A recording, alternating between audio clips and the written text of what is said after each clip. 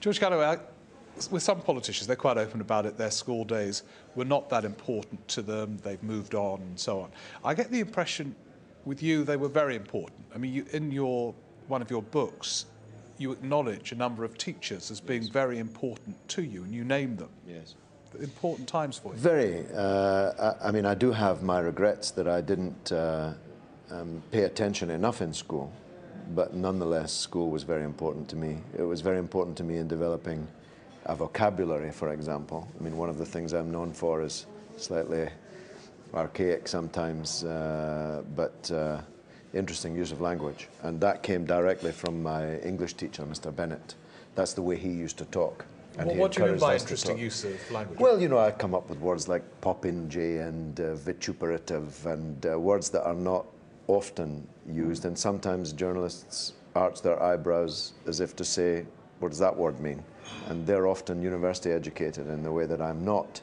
And I suppose I learned from my English teacher the tremendous treasure trove that the English language is, and that because a word was more often used 50 years ago or 100 years ago, it's not a reason for not using it now.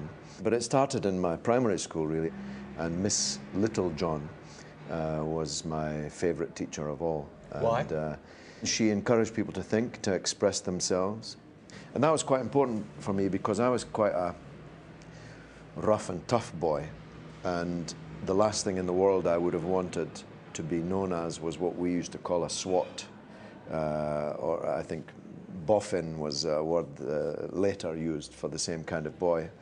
And so here was the teacher encouraging me, who was more often than not found running wild on the streets, to write, to value writing, to express yourself in writing, that the pen was mightier than the sword.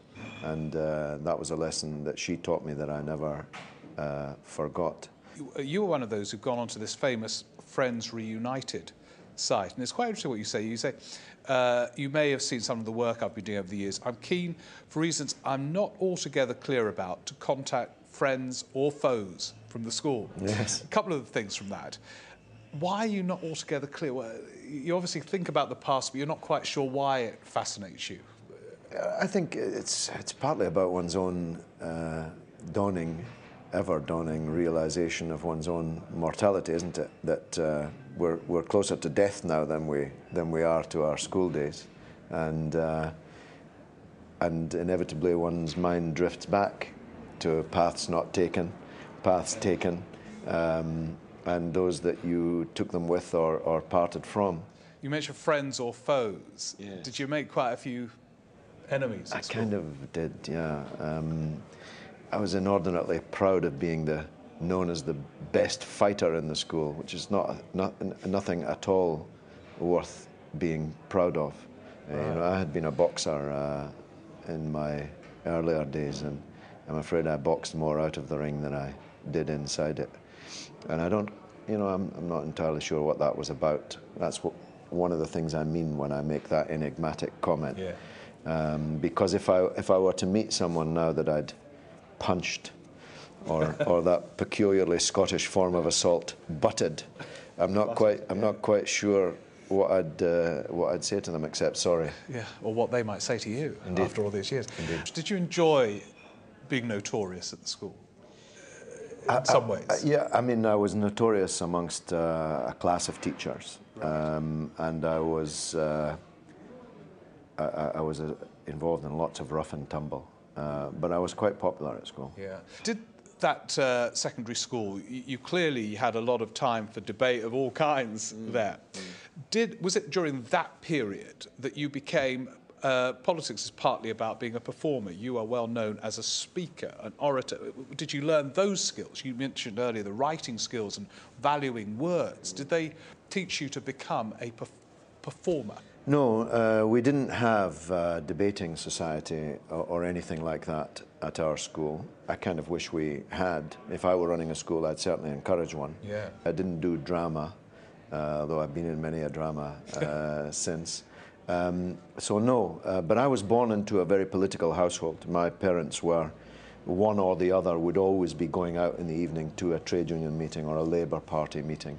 They were highly political people, so politics was in my bloodstream from an early age. Yeah, and you joined the Labour Party relatively early, didn't you? I joined at 13, which was 2 years before one was allowed to, but I always looked older than my age. I was proud of that then, I'm not so now. And I'm going to raise that Big Brother performance, which was a performance of sorts, wasn't it? I mean, school's probably the closest thing to that, where you're in an enclosed space with a group of people not of your choice. Yes. Yes. Did it help you prepare for that? And when you were in that house, did that remind you? You obviously think about school a lot of those days. Well, I don't know. My leadership qualities were more valued at school than they were in the Big Brother house.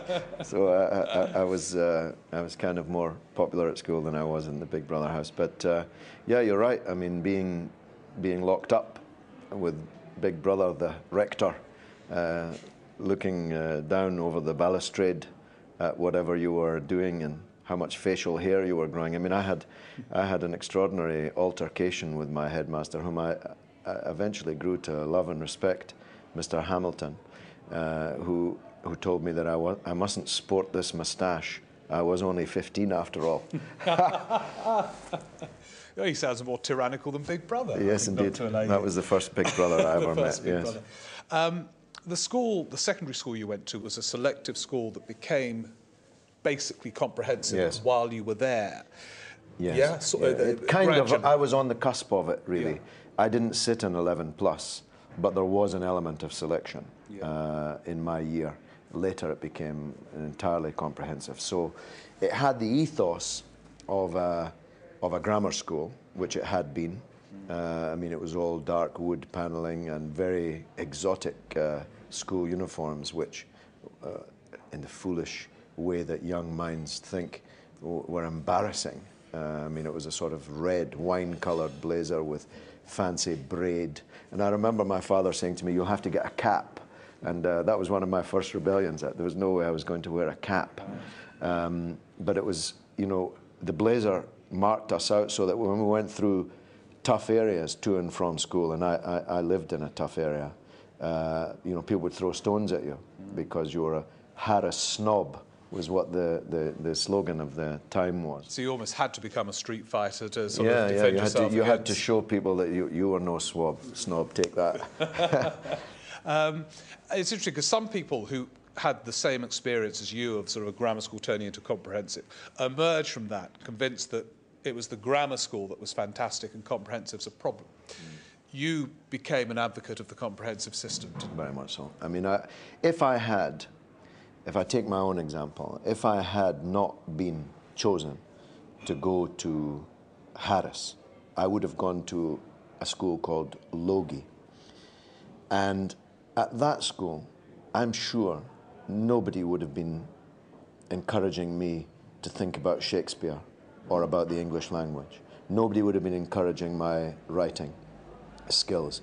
Nobody would have been encouraging me to think outside the box and more widely. I would have been being prepared for a job in manual labour or at best as a tradesman. It would have been entirely vocational almost. It would have been how to saw wood properly, how to measure it, how to hit metal with a hammer or burn it with a torch. I think they would have not been right for me. And in that sense, I would have been deliberately been sent down a path which wouldn't have been the right path for me. And all because somebody decided when I was 11 that that's the direction I should travel, that I wasn't, quote unquote, intelligent enough to go and learn about Shakespeare and about history and so on. So I think that selection at any time is unfair, and selection at such a tender age is absurd. And if that had happened, I'd been probably a joiner in the direct works department in Dundee now. You'd never have heard of me. Maybe Mr. Blair wishes that's what happened. Wish you'd gone to the other school. Yeah. Was it, you mentioned earlier it was that your parents that got you into politics, and you taught Labour Party politics a lot, and you joined before you were meant to and so on. But at school, did you engage with, there wasn't a debate society, you said, but Labour Party politics with other kids? You obviously challenged some teachers. What was that? I did. In fact, I went on my very first demonstration in second year at school at the age of 14, the famous iconic demonstration in London at Grosvenor Square outside the US Embassy against the American invasion and occupation of Vietnam. And I kind of never looked back from that. I got the taste for mass politics, for politics of action, not just talking, politics of anti-imperialism, and of course in school I talked about all these things. Yeah. There were other boys who were on that demonstration from my school, and I talked to teachers about it. I talked to anyone I could. Now, obviously, you got immersed in all these different parts of your school life, but it wasn't all about politics and challenging teachers and being inspired by teachers. I mean, unusually, I think you met your first wife at school. I did, yes. She was older than me. I was 15. She was 17. And that was quite a young age to start going steady, as it were, and we were together for many years. So that would be from the very early 70s until 1987. We were together. And I made lots of friends there. I mean, one of the main memories I have about school is laughing so much. I used to laugh till my stomach hurt with laughing. I had such funny friends.